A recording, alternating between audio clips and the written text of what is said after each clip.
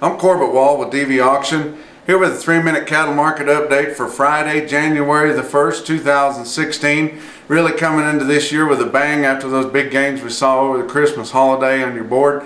Late Thursday here and not quite closed yet, but live cattle, they gained a $1.20 on Wednesday and pretty much unchanged on Thursday, ending the week, ending Thursday, or near 136.70.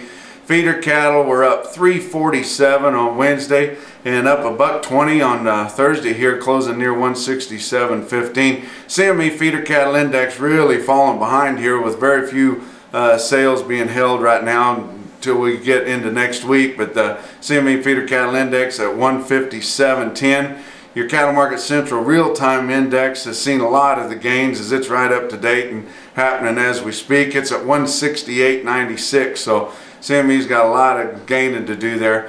Your fats have gained a lot of ground, 18 bucks in the last 2 weeks. Got a long kill week scheduled ahead and a short bye week this week with the New Year's Day coming in. Fat sold on Wednesday 134 to 136 live, mostly at 135, which was $11 to $13 higher than just the previous week. And Northern Plains dress sales at 212, which is a $12 gain on last week. Box beef cutout values have been seeing big gains also, as we're starting to see those retailers coming in and making orders now as they've sold a lot of their product out over the holidays and getting ready to get set for a new year. Choice boxes at 210.83, select at 203.13.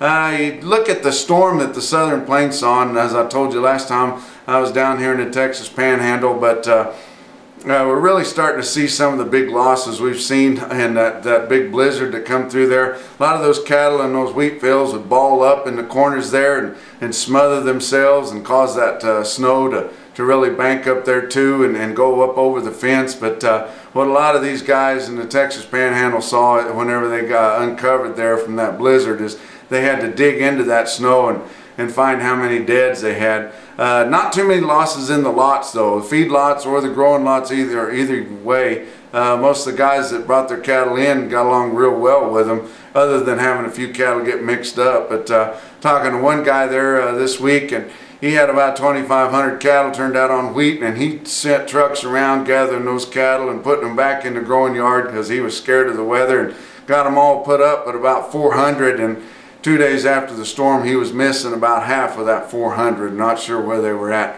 You look at Husk Platte Valley auction on Wednesday, had a pretty good sale, over 3,000 head. Government market report said 10 to 15 higher. If you look at Cattle Market Central on the popular weights, it really looked $15 to $18 higher. Although we don't flag cattle fancy and pull them out of those averages on Cattle Market Central. When I was a market reporter, I never did agree with that either. But you look at the difference between the Cattle Market Central market report and the government market report. Cattle Market Central is a lot higher because it left those cattle that sold high, and it's just because a couple of guys got to bidding against each other on them, and they got really high. Well, those cattle aren't going to the fair; they're still going on feed somewhere.